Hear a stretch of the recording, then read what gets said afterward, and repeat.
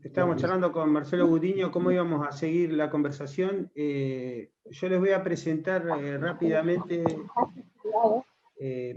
unas posiciones sobre los tratamientos actuales de estos pacientes, tanto sea el tratamiento convencional de un paciente con insuficiencia respiratoria y neumonía, como una conversación sobre los antivirales y antiinflamatorios, y después el doctor Gudiño le va a presentar un caso pediátrico también para conversar, que lo ven realmente de manera muy diferente que nosotros los pacientes, así que también vale la pena que lo conversemos un poco, y se hará cargo él de lo que diga, yo no me voy a hacer cargo. Así que voy a empezar mostrándole la clase de tratamiento convencional, Marcelo, y después, cuando termine la conversación, prometo terminar antes de media hora, espero, y después presentás vos. Dale.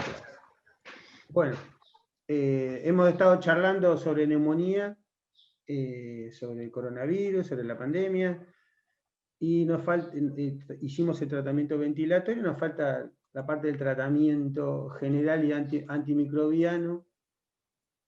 Nosotros las neumonías convencionalmente las tratamos con ampisulactam, es lo que estamos de acuerdo con infectología en el hospital de Olavarría.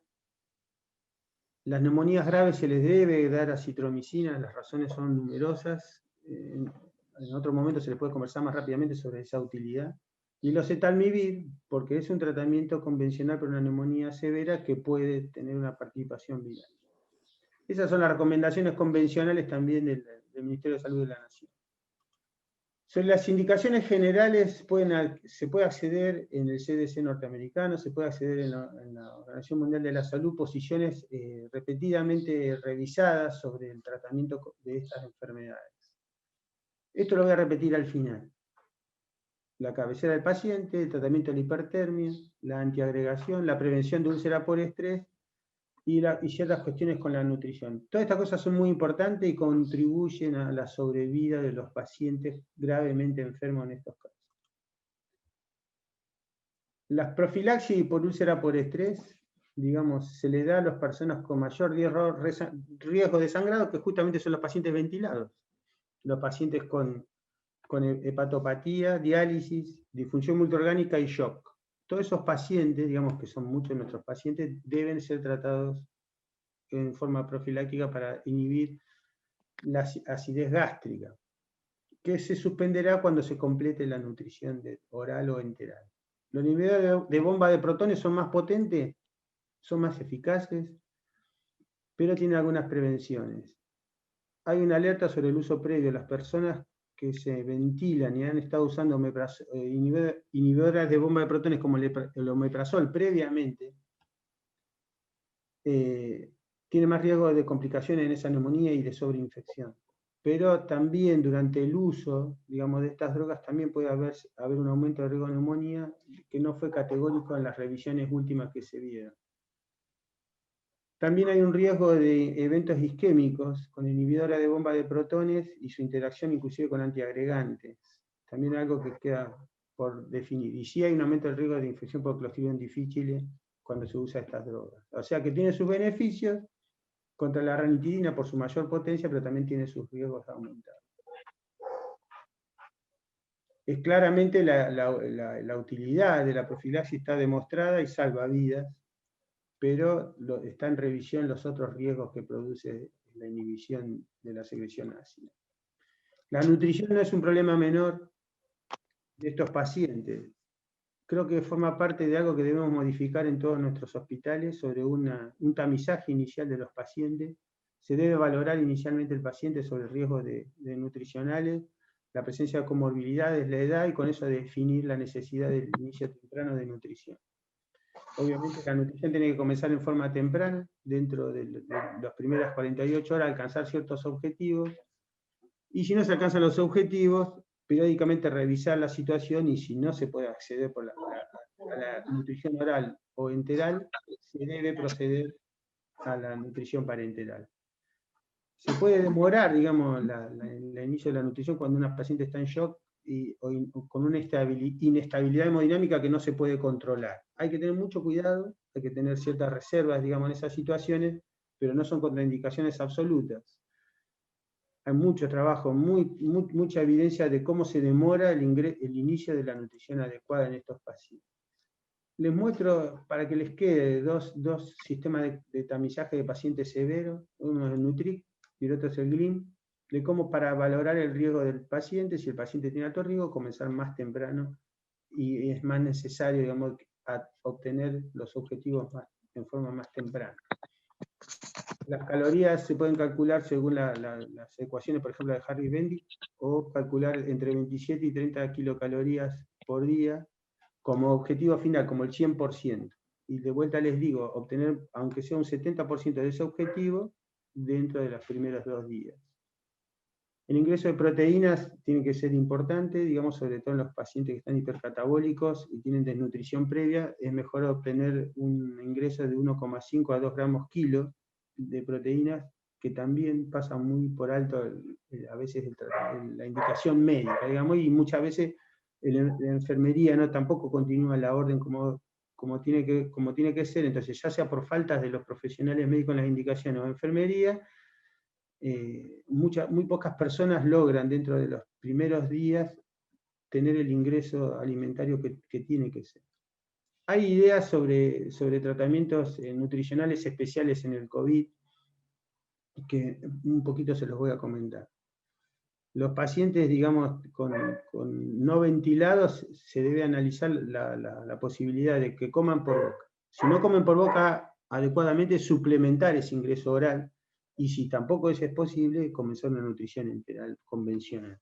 En los ventilados, forma parte de la rutina de nuestro hospital, ventilar el paciente y comenzar ya colocando una sonda para alimentación, que nunca necesita ser pospilórica, salvo que haya una intolerancia demostrable, digamos, de que no se puede, que deberíamos pasar el píloro con la sonda nasogástrica. Con respecto a las vitaminas, la vitamina D participa de varios beneficios. Si ustedes conocen, obviamente, hasta por el diario o por la televisión, de que se le ha estado dando vitamina D a personas conocidas con COVID. La vitamina D tiene efectos antimicrobianos directos, tiene efectos sobre el refuerzo de la inmunidad e inclusive sobre la integridad antiinflamatoria, podríamos decir así, de la pared alveolar. O sea que la vitamina D podría ser parte de un tratamiento, de una reposición urgente en estos pacientes, si no un tratamiento mismo también convencional en estos pacientes COVID.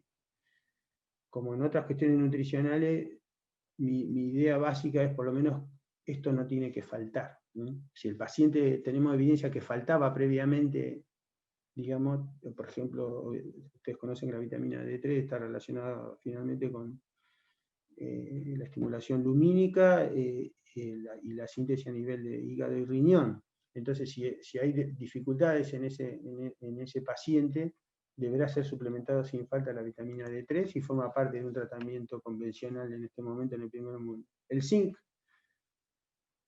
tiene varias cuestiones, no quiero ser muy fino con esto, pero el zinc tiene efectos, digamos, de limitación de la reproducción viral, un efecto que depende de una concentración elevada dentro de la célula, pero puede llegar a ser eficaz junto con otros tratamientos antivirales.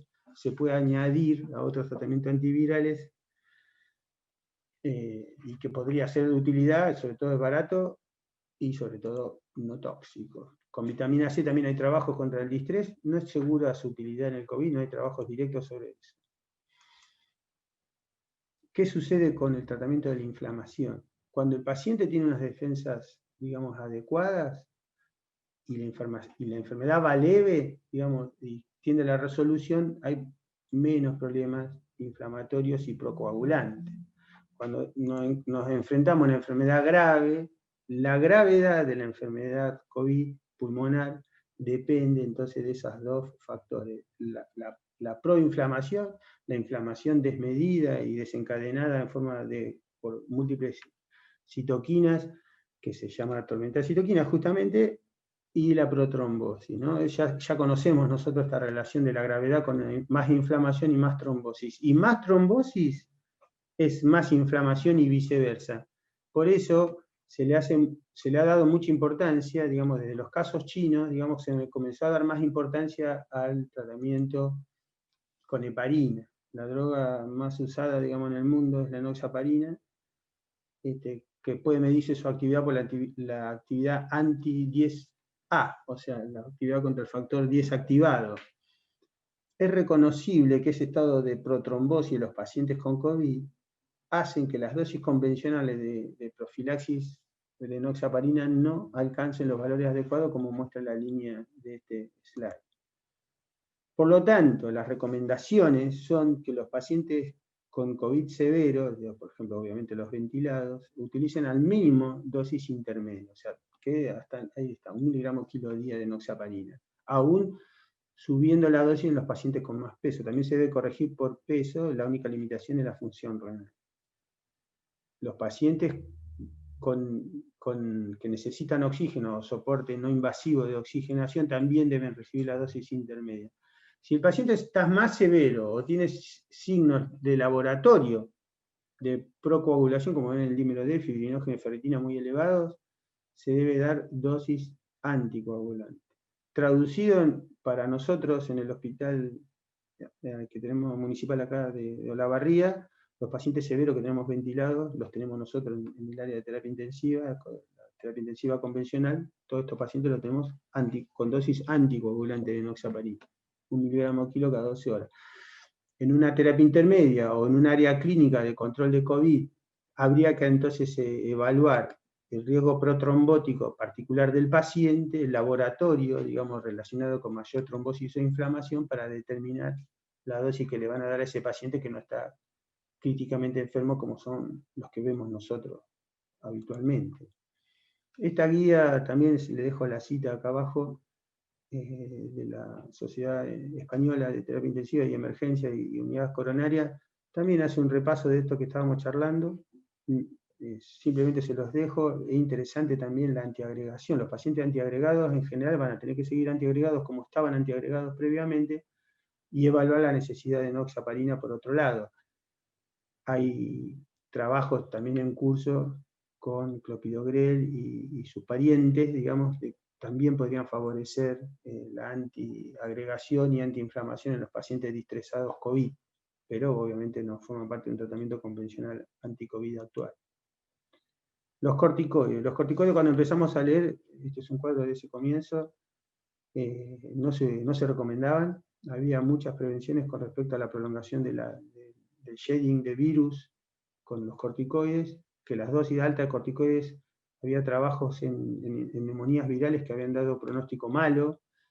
Entonces realmente, claramente, digamos, no había una recomendación para usar corticoides. Pero en las revisiones posteriores sobre los pacientes tratados con corticoides se vio que disminuían el riesgo, digamos, de continuar ventilados o disminuían inclusive el riesgo de muerte en pacientes con neumonía severa de acuerdo a la dosis del corticoide usado.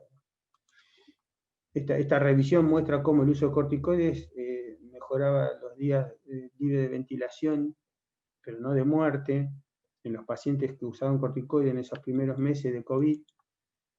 Y luego comenzaron a aparecer los resultados de los primeros trabajos randomizados.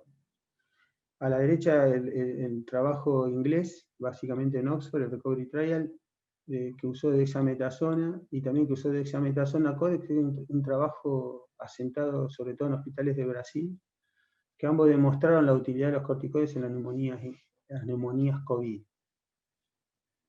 Tienen pequeñas diferencias de dosis. El trabajo de Recovery muestra algo muy claro, que se los quise mostrar con estas flechitas, que es que los pacientes más severos, los pacientes ventilados, se mejoraban claramente su pronóstico de muerte con el uso de dexametasona. Y que los pacientes que no tenían insuficiencia respiratoria y que no necesitaban oxígeno, que es lo que está en el sector acá inferior a la derecha, no mejoraba el pronóstico del uso de corticoides, inclusive la mortalidad era mayor, pero en grado no significativo. Está claro entonces que los corticoides no se deben usar en dosis altas, como venimos charlando recién, y se debe usar en pacientes con compromiso respiratorio funcional, al menos con requerimientos de oxígeno. Y que mientras más severo esté el paciente, Mientras más severo esté el paciente, más clara está la utilidad del corticoide. Esto es el resumen de esto que les estaba contando yo sobre la utilidad en los pacientes más severos del trabajo recovery, y como también en las revisiones de la revista de la Asociación Americana de Medicina también muestran cómo los corticoides produjeron mejor resultado en los pacientes con neumonía COVID.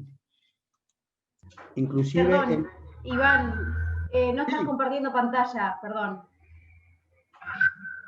No sé cómo es. A ver, ya te digo. ¿Dónde está lo verde?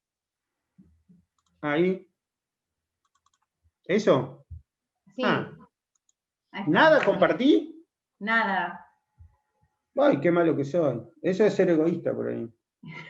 Era para que todos adivinen. Le muestro los dibujitos. Esto es la revisión sobre corticoides, sí, corticoides no, de 28 días libre de ventilación, cómo mejoraban los días libres de ventilación en una revisión de varios trabajos. Esta es la comparación a la izquierda del trabajo brasileño multicéntrico y el trabajo inglés multicéntrico, los dos con dexametasona. El trabajo brasileño demuestra la mayor días libres de ventilación, y el trabajo recovery fue muy importante porque demostró mayor sobrevida. Siempre cuando se habla mayor sobrevida, las evidencias son mucho más duras. No siempre se pudo demostrar con corticoide esta situación, y depende de la duración del corticoide y de la dosis exacta del tratamiento.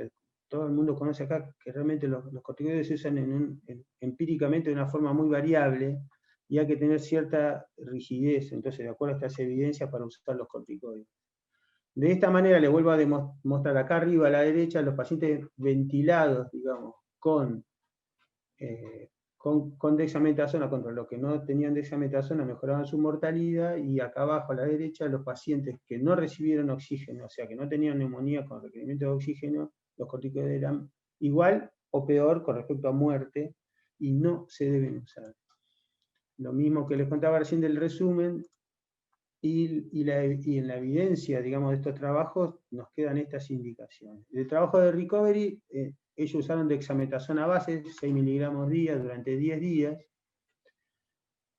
Recuerden que la dexametasona que nosotros tenemos, dexametasona fosfato de 8 miligramos, que equivale a 7,5 de dexametasona base, o sea que se podría usar una por día.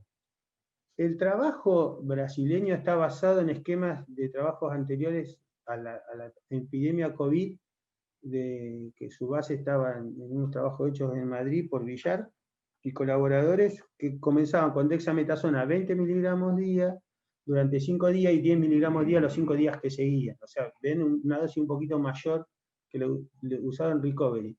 Como el trabajo de recovery demuestra mayor sobrevida, no solamente días libres de ventilación, sino que mayor sobrevida, todas las recomendaciones internacionales apoyan entonces la dosificación de dexametasona inglesa. Una sola aclaración, sobre todo por una doctora amiga mía, la doctora Lina Garrafa.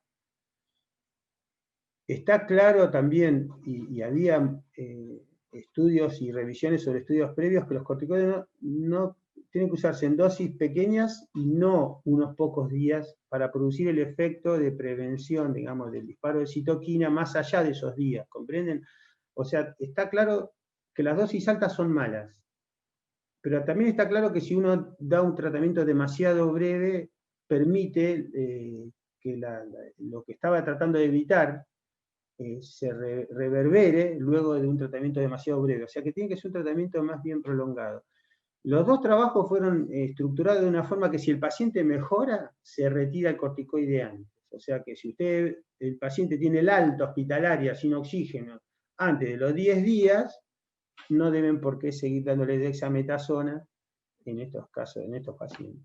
Otro trabajo con base en Italia, de metilprednisolona, con dosis elevada, o sea, equivalente más elevada, también mostró mejor sobrevida en pacientes críticos. Nosotros tenemos por una recomendación bastante dura que si el paciente está en shock, ventilado en shock en terapia intensiva, debe recibir hidrocortisona, 100 miligramos cada 6 a 8 horas durante 5 a 7 días, lo cual anula las recomendaciones que estábamos hablando recién. Con respecto a una recomendación, con respecto al tratamiento de los pacientes que reciben tratamiento con inhibidores de enzima convertidora o bloqueo de receptores de angiotensina 2, los pacientes que reciben este tratamiento aumentan la exposición de angiotensina 2 expresada como receptor en el epitelio respiratorio. Eso también provee, digamos, con los pacientes obesos pasa lo mismo, y eso confiere un riesgo extra de una enfermedad severa. Pero lo que no se ha visto es que suspender o cambiar el tratamiento con este tipo de drogas que uno ya viene recibiendo no tenía mayor utilidad. Se siguió revisando y todavía no hay ninguna recomendación para que una persona que viene recibiendo este tratamiento lo tenga que suspender. O sea, que no suspendan estos tratamientos por el riesgo que conlleva dejar esta droga tan útil. No les voy a contar para todas las cosas que siguen. Pero el riesgo, digamos, de producir una enfermedad mayor existe, pero no ha sido conclusiva. Inclusive hay recomendaciones de que hasta podría ser útil en un paciente con neumonía COVID. O sea que no se debe tocar el tratamiento que lleva el paciente si lo traía previamente.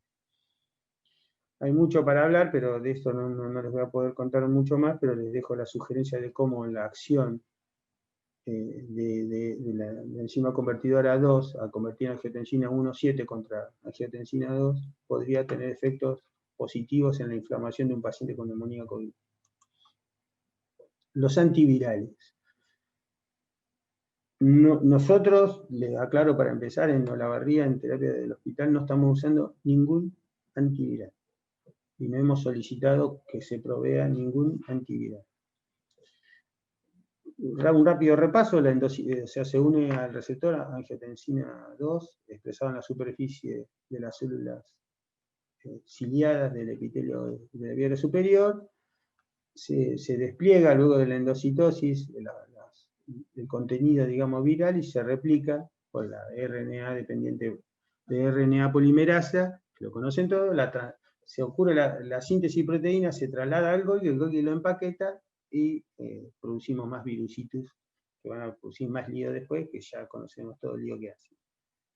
Hay distintos momentos donde entonces uno puede actuar desde la unión del virus con la proteína S al receptor y su activación de la serinproteasa asociada al receptor, y cómo hay drogas que pueden entonces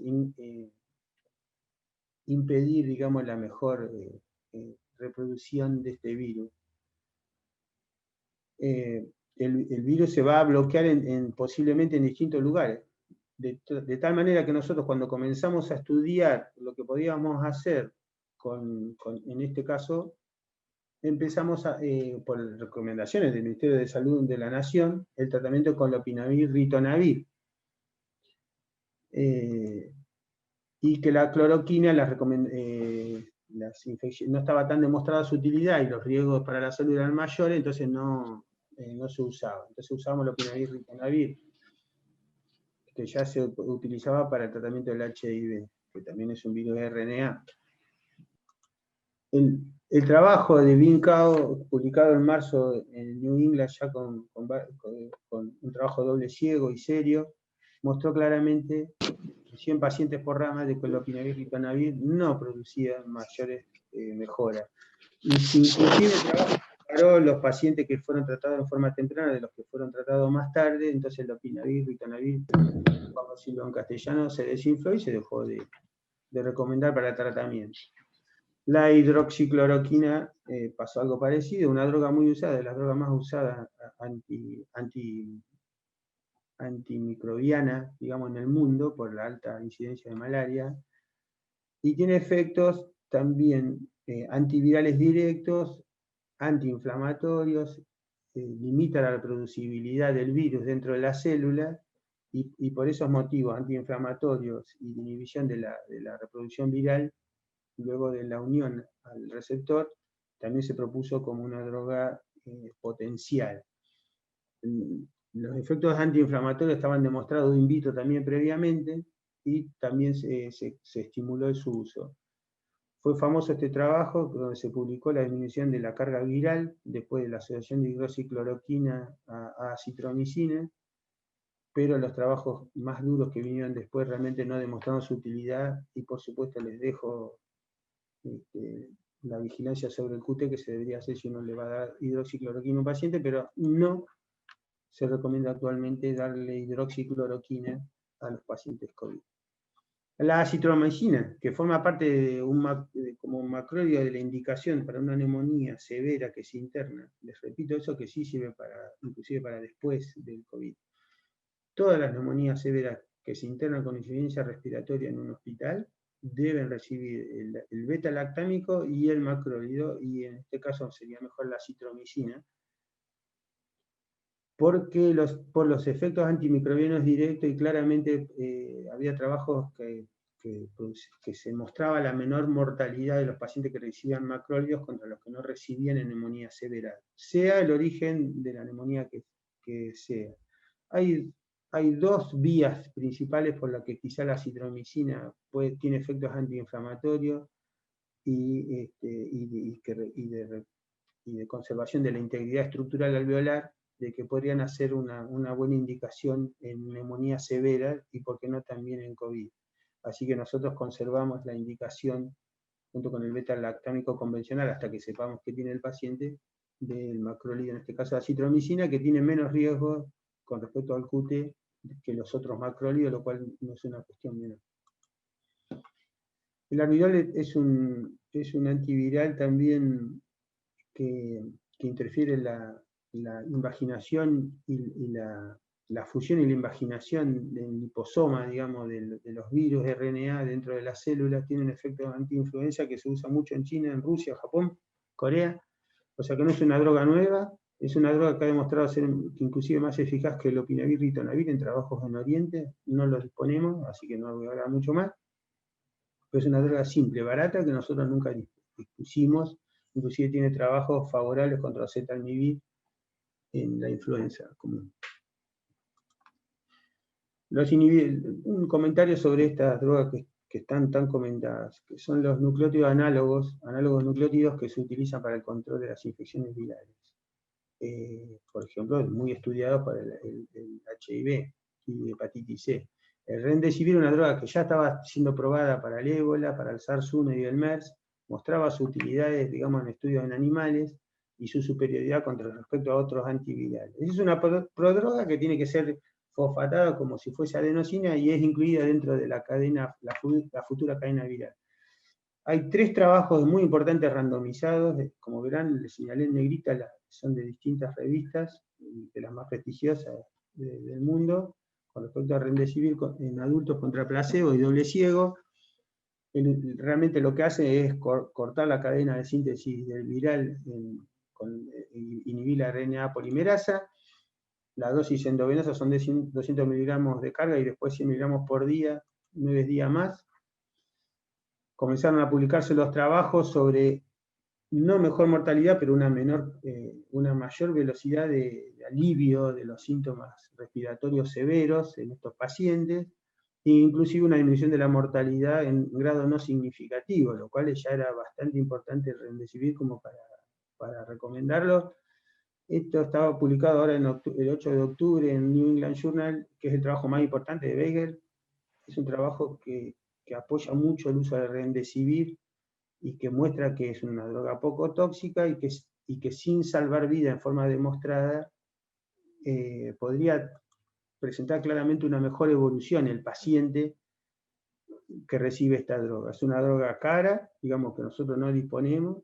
El paciente, el paciente que más se benefició fue el paciente de grado intermedio, o sea, ni el más grave ni el que no tenía nada, sino de compromiso intermedio, no el más crítico. Como ven acá, a los 14 días hay una clara mejora, digamos, en el estado clínico de los pacientes con respecto al uso de placebo. Este trabajo en JAMA, el segundo trabajo que le estaba mostrando, muestra algo que no le gustó mucho al fabricante, que es que 5 días era igual o mejor que 10 días, lo cual puso en entredicho mucho de lo que se estaba diciendo con trabajos solventados por el fabricante. Este trabajo que quizás sea el más importante porque es de la OMS y no demostró, se los traduzco rápidamente, no demostró ninguna utilidad del remdesivir, ni con respecto a calidad de vida ni muerte. Los pacientes, como ven acá, una mitad recibieron corticoides, plasma convaleciente poco, tocilizumab también poquito. Son pacientes, digamos, que no eran de los más graves, pero que no mostró ninguna utilidad. Y las recomendaciones, por ejemplo, de la Sociedad Americana de Infectología, es una recomendación condicional.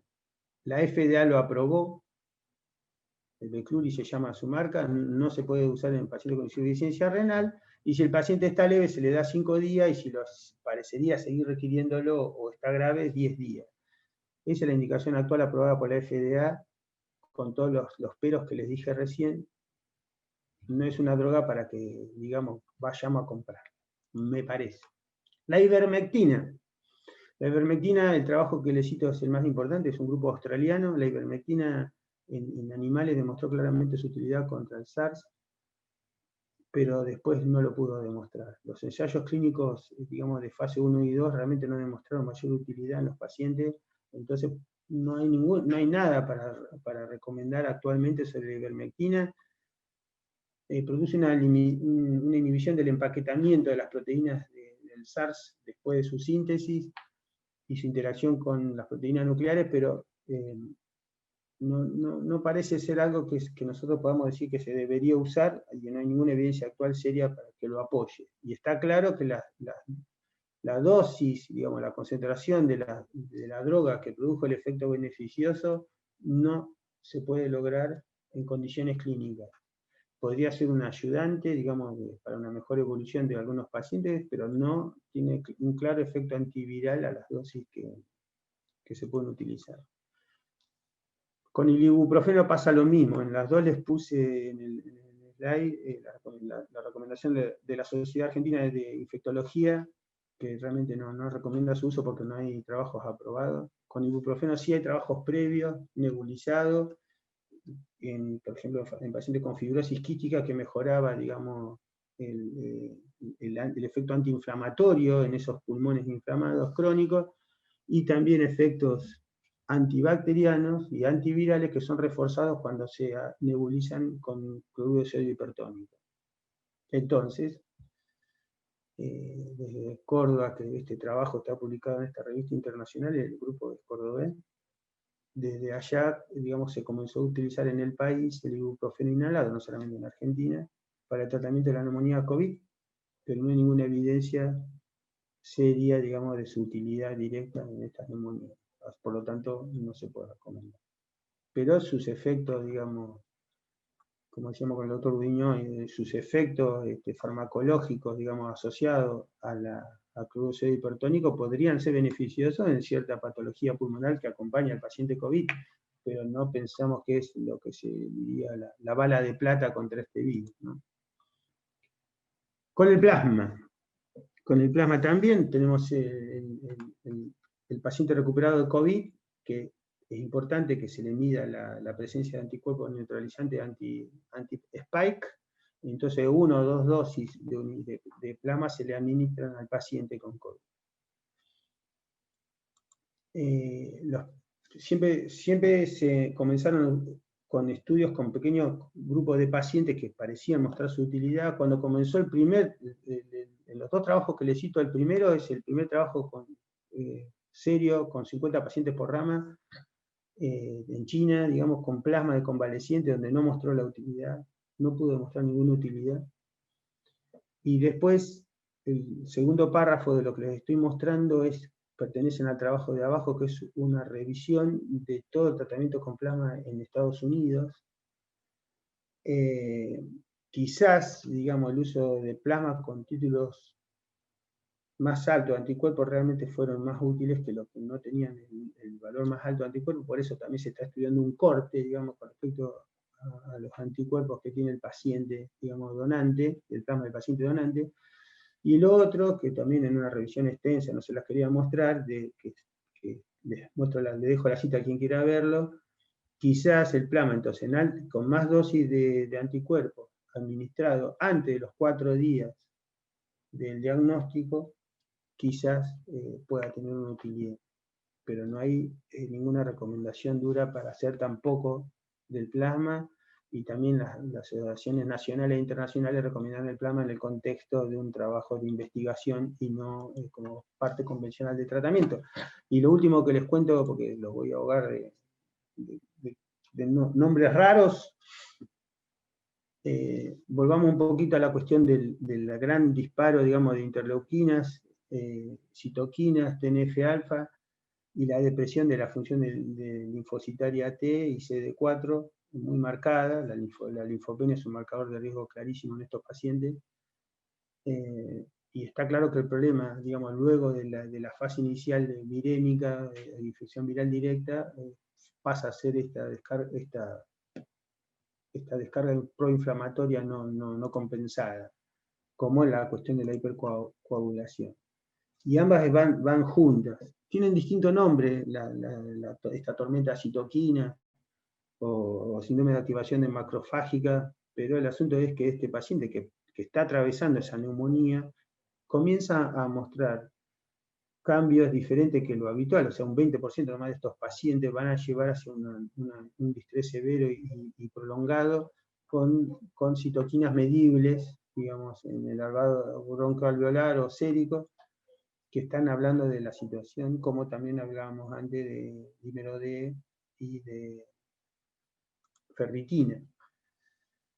Así que claramente se empezó a mostrar trabajos también con pocos pacientes donde el bloqueo de distintas citoquinas podría producir un beneficio. En el caso del bloqueo de la interleuquina 6, si estamos en plena fase de infecciosa agresiva, sería un problema, o sea, porque son drogas que son inmunosupresoras. De hecho, por ejemplo, estas drogas no se podrían usar si el paciente está cursando una tuberculosis también, u otra enfermedad con riesgo para la inmunosupresión. Pero luego de esa infección inicial, cuando queda la agresión proinflamatoria, podría ser, digamos, un buen momento para usar, entonces, por ejemplo, el bloqueo de interleuquina 6. Podría.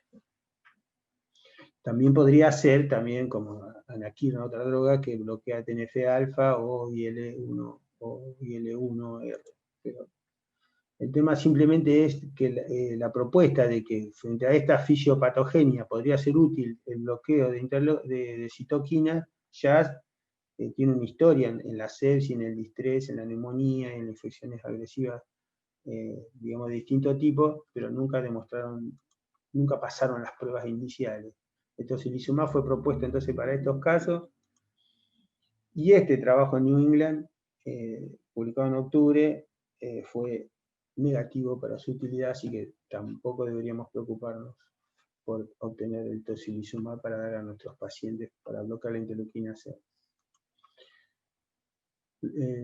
Lo último, los pacientes, digamos, está claro cuando uno mira estas revisiones con todas estas palabritas difíciles que el estado proinflamatorio también está relacionado con inmunosupresión, o sea, inmunosupresión, inmunoparálisis, hay muchos nombres para decirle a lo mismo, pero los pacientes, y nosotros lo vivimos, lo estamos viviendo continuamente con nuestros pacientes en el hospital, están continuamente sobreinfectados.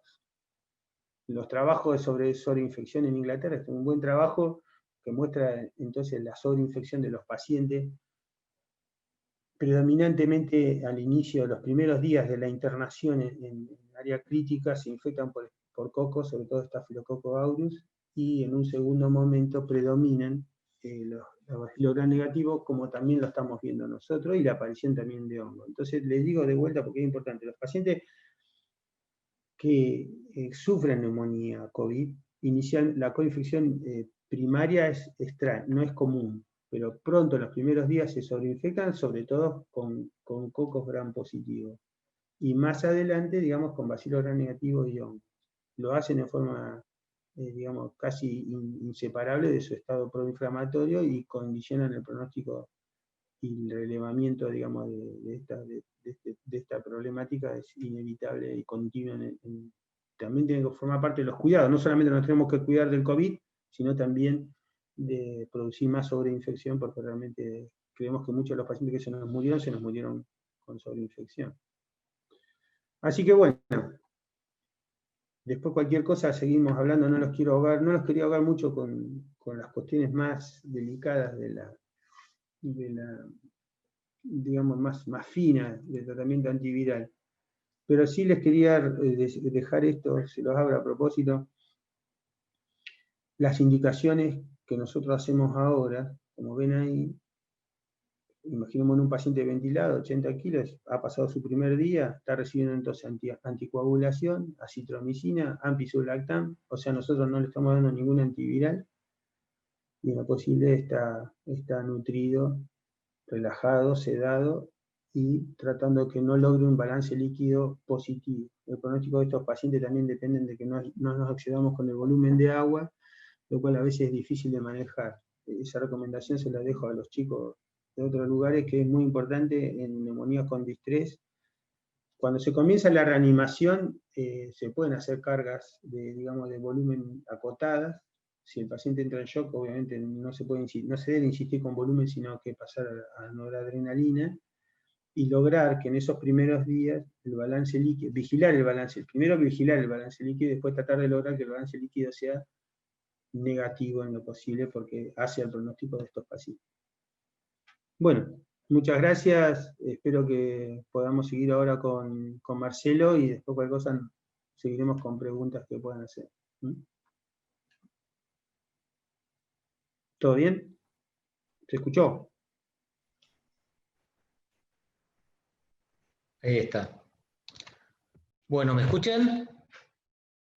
Sí, sí, perfecto.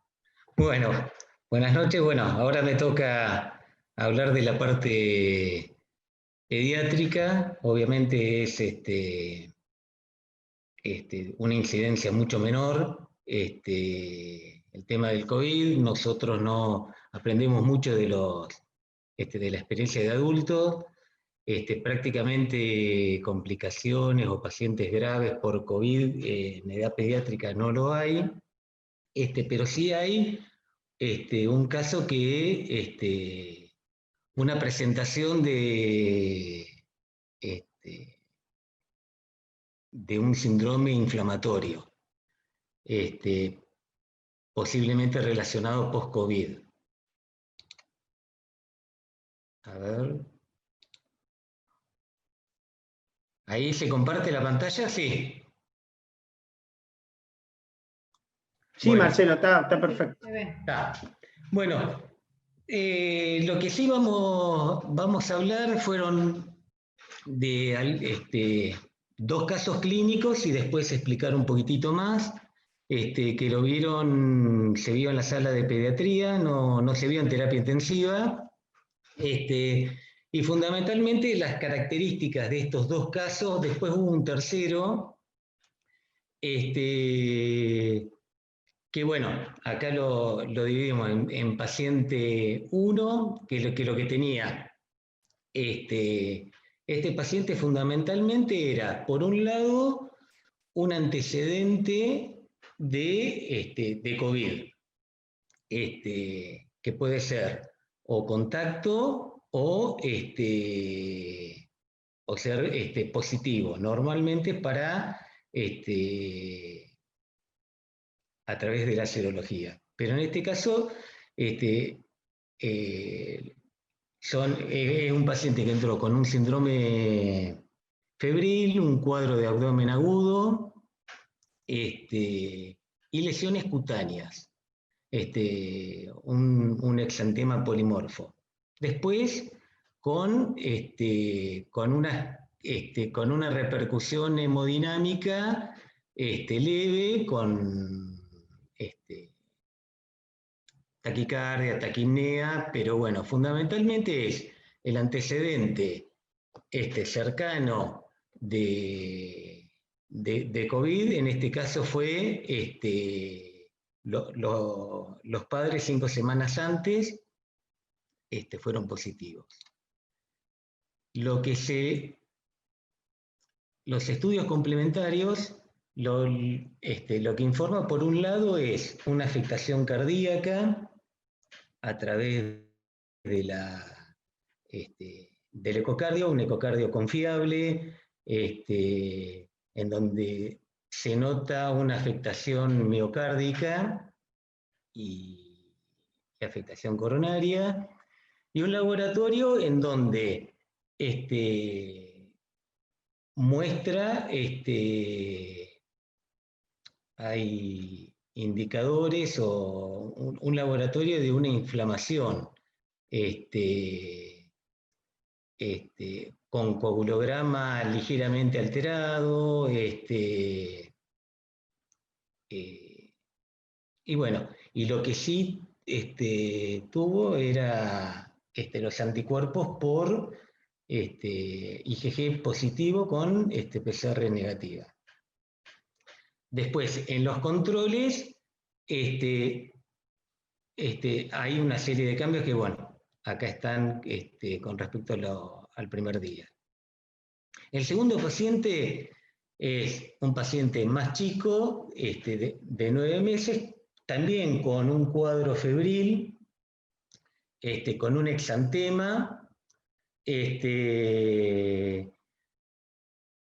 habían terminado un antecedente de contacto con seria conviviente con pacientes con COVID. Y bueno, como dato positivo, una inyección conjuntival. En este caso también se le hace la misma serie de estudios, con un ecocardiograma también alterado, un laboratorio con signos de inflamación, así multisistémica, afectación cardíaca, enzimas así proinflamatorias. En este caso, las pruebas que se le hicieron, tanto de PCR como de inmunoglobulinas, dieron negativas. Bueno.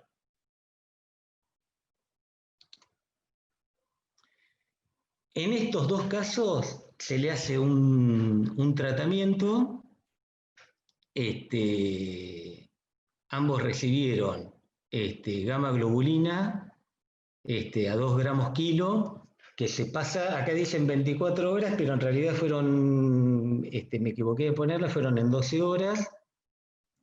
Se le hace un tratamiento con aspirina a dosis antiinflamatoria, y después, una vez que normaliza la temperatura, se fue bajando como antiagregante. Corticoides, y también a ambos se los cubrió con antibióticos. Posible cobertura más que nada para el estáfilo y el estrepto, con peniclinda.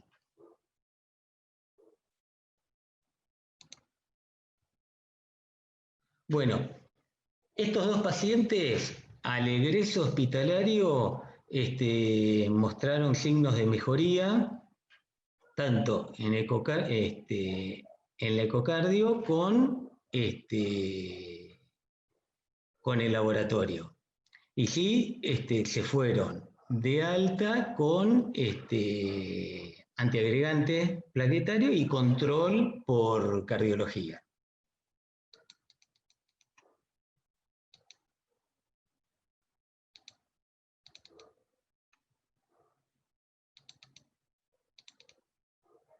A ver. Podés poner la copita directamente para que. Podés poner la copita para que se vea la pantalla completa. No importa. Déjalo ahí, que ya es demasiado. Ya no nos vamos. Es demasiado para mí, ¿no? Bueno, y esto es lo que decíamos al egreso. Bueno, lo que queríamos llegar era más que nada esto.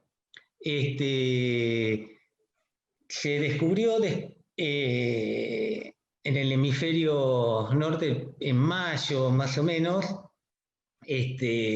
después de un aumento muy importante de casos, tuvieron aproximadamente a las posterior a ese gran pico que tuvieron, un montón de casos que fueron muy similares a los observados en la enfermedad de Kawasaki y el síndrome de shock tóxico.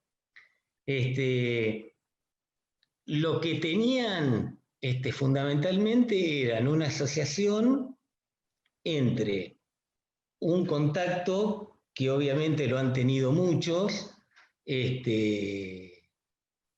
con el COVID, y que fueron aparentemente la hipótesis, es decir, tienen enfermedades leves por COVID y entre un promedio de 45 días aparece un estado inflamatorio multisistémico. Al principio se pensó en Kawasaki y se lo trató como tal, por eso la gamma globulina y los corticoides.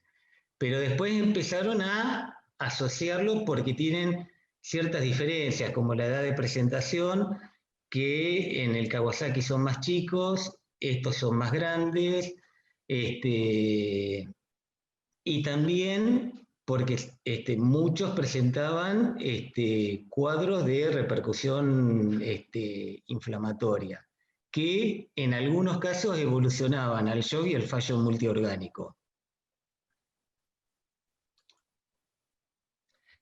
Esto es lo que hablábamos. Hay, fundamentalmente como antecedente, es un contacto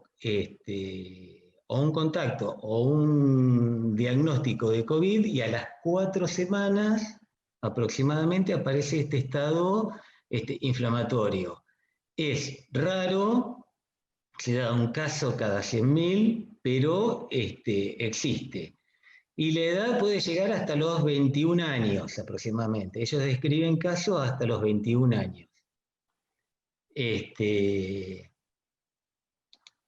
Lo que sugiere más que nada este tipo de...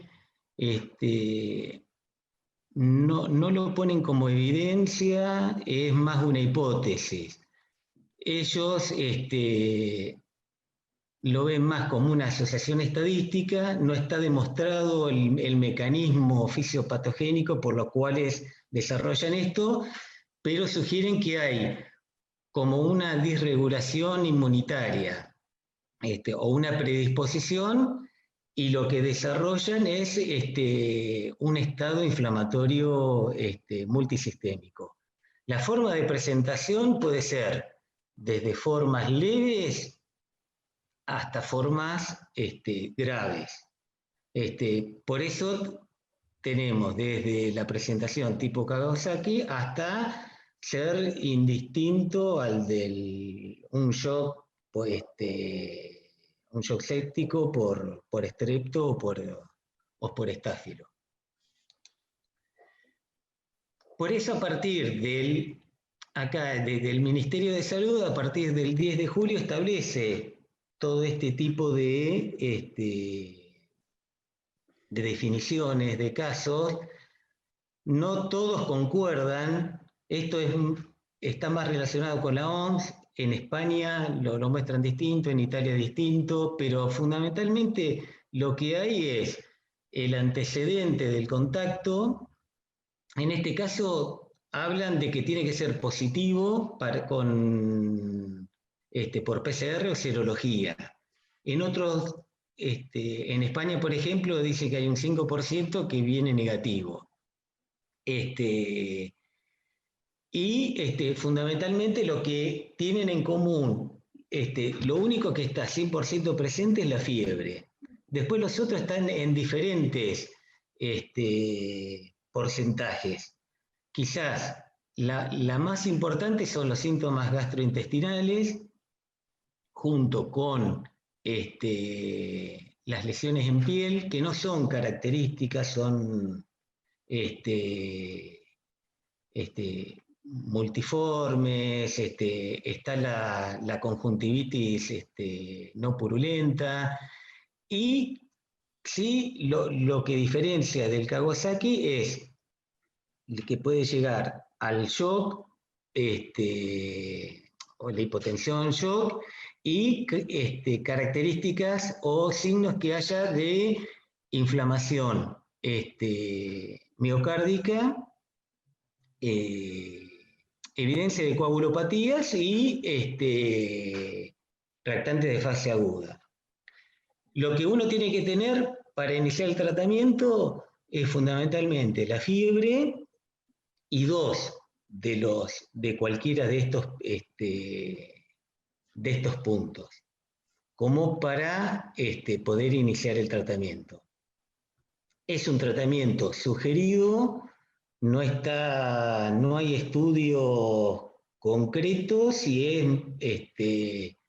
es más una sugerencia.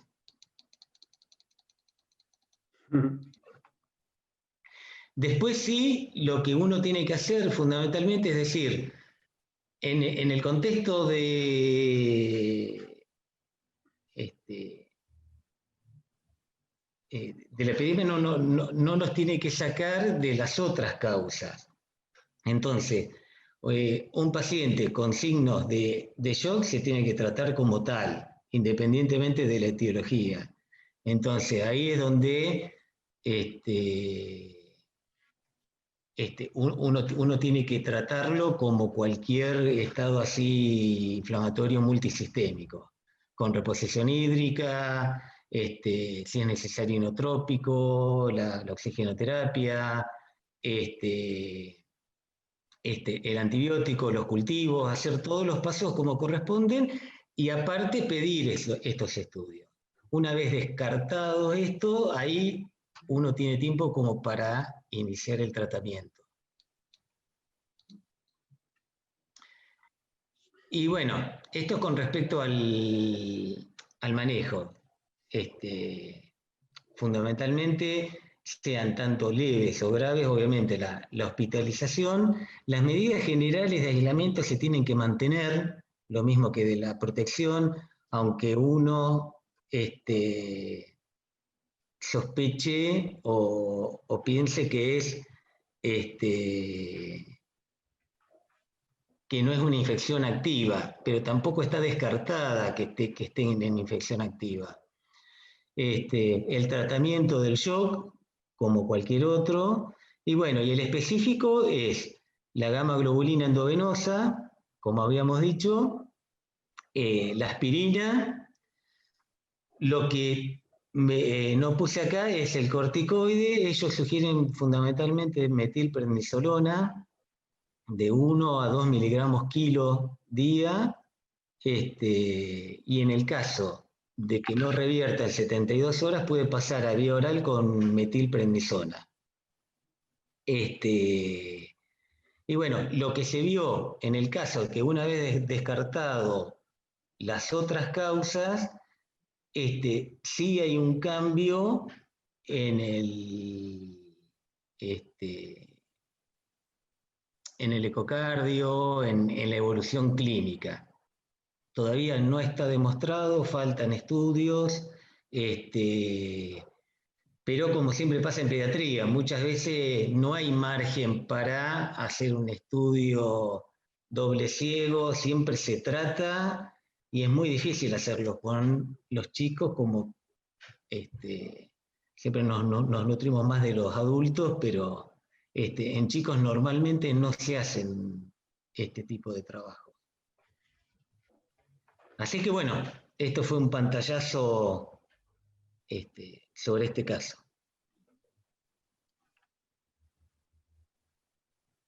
Bueno, ¿alguna pregunta que quieran?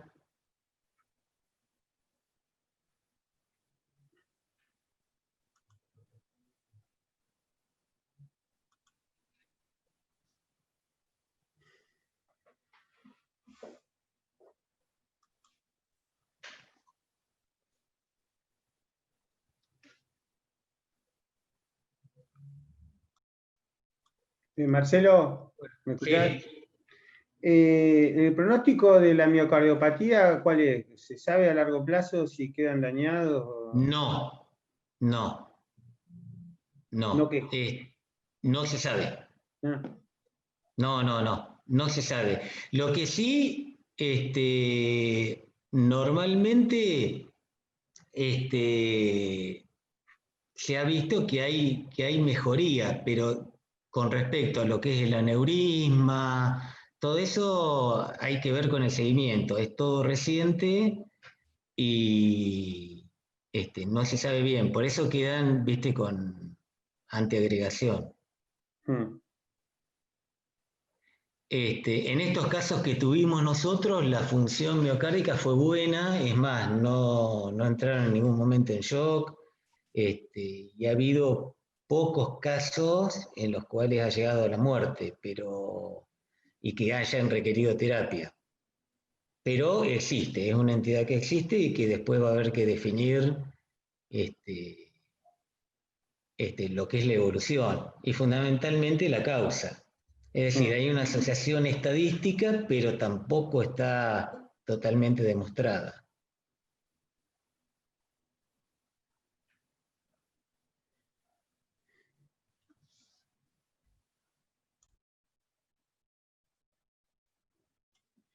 Bueno, no sé cómo seguimos, Sergio, hacia adelante en el futuro, pero estuvo bueno que nos podamos ver mucha gente en la zona, ¿no? Bueno, no sé si Eduardo querés despedirte. Le queremos agradecer a Marcelo Gudiño su aporte pediátrico. No lo teníamos contemplado en la charla, pero suma un dato más. Los que no hacemos la especialidad y estamos un poco alejados de estas cosas, quedamos un poco sorprendidos de estas situaciones que están un poco lejos de diagnosticarlas para nosotros, pero bueno, nos enriquecen. Sí, un poco lo que hablamos hoy, Iván, no cansarlos con el tema. Te ponía un poco el tema de, nos hubiera gustado que hubiéramos hablado con Eduardo, el tema de hacer un vivo en la UTI, tratando de preservar la identidad de los pacientes y ver en actividad algunos de los monitores y la regulación y poder ver algunos de los pacientes. Creo que tenemos 7, 8 ventilados en el hospital local, así que tenemos para presentar algunos casos y poder mostrarles por ahí a los que no tienen terapia de esa complejidad, ver esas opciones de ventilación y ver esos pacientes obesos que están y esos pacientes añosos, por ahí hacer una clase práctica, por decirlo de alguna manera, en vivo. Y bueno, por ahí tomar un poquito de fuerzas y juntarnos dentro de un poquito de tiempo, de acuerdo a lo que propuso Eduardo de esa encuesta, de ver qué tan útil le pareció esto. Si la encuesta es favorable, desde el Colegio Médico, un poco hablando encima de Eduardo, creo que estamos abiertos a seguir participando, ¿no? No sé qué decís vos. Sí, es la idea. Como vos decís, Sergio, tampoco cansarlos. Vamos a estar enviando por mail una breve encuesta como para que nos contesten qué les pareció primero esta charla, si tienen ganas de continuar con alguna otra temática en relación puntual a la pandemia que estamos viviendo, la modalidad. Así que la idea sería que eso, bueno, en cuanto tengamos el feedback de su respuesta, poder ponernos a trabajar al respecto para poder seguir adelante. Volviendo al caso clínico, que justo se puso a hablar Sergio, yo soy pediatra también, y volviendo al caso clínico que comentaba recién el doctor, no deja de hacerme un poco de ruido el tema del uso de la aspirina, ¿no?, en pediatría. Más allá de que seguramente, bueno, casi estamos hablando de casos muy puntuales y demás, pero bueno, en general nosotros sabemos que menores de 18 años no los usamos.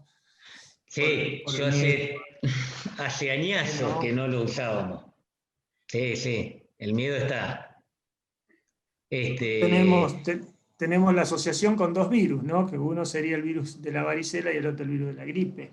Si mal no recuerdo, la asociación del ácido acetilsalicílico y la generación del síndrome de Reye. Pero bueno, no sabemos con COVID qué respuesta puede tener eso. La otra opción, pero tiene que estar documentado, por ejemplo, porque viste el tema del tromboembolismo o los fenómenos trombóticos en pediatría son más raros.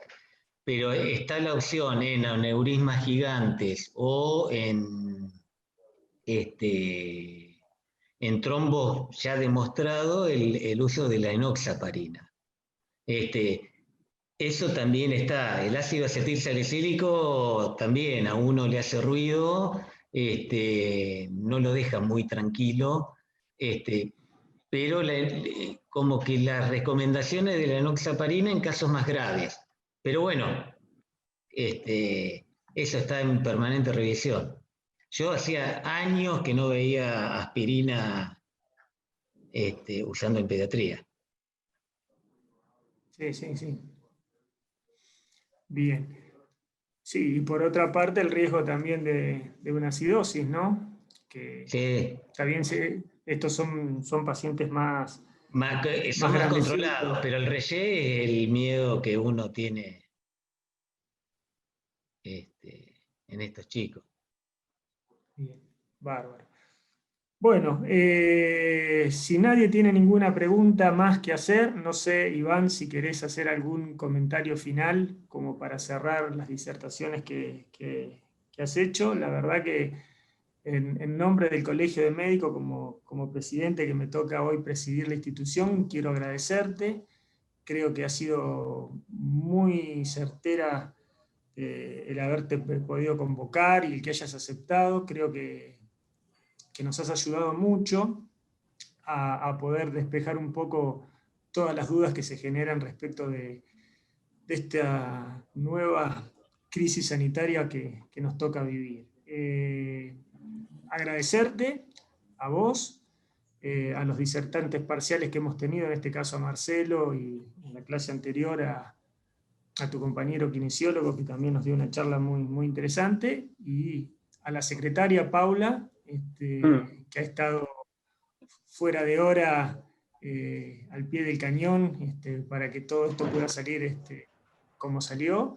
Y bueno, y a todos los médicos y colegas que están participando hoy, agradecerles por estar aquí hoy. Así que bueno, de parte mía, muchas gracias y espero que nos podamos ver pronto, ¿sí? Gracias. Bueno, no, Bueno. bueno, de nada, nos vemos. Creo que lo importante es que podemos acceder a ciertas revisiones de conceptos, digamos, y aplicarlo a nivel local.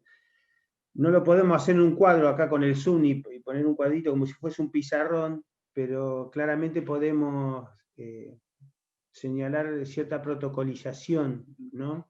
Aún dentro del COVID, de los tratamientos que tenemos que hacer con respecto a antiagregación, antiúlcera por estrés, tratamiento antimicrobiano. Creo que deberíamos apuntar un poco, quizá a conocer cosas interesantes sobre estas enfermedades o cualquier otra que podamos charlar, pero a la vez tener cierta coherencia, cierta cohesión dura, digamos, con respecto a cosas que hacemos en todas las ciudades de la zona que mejoren la calidad de la atención, ¿no? Que es lo que queremos, atender mejor. Bueno. Bárbaro. Bueno, muchísimas gracias y buenas noches a todos, ¿sí? Chao, hasta luego.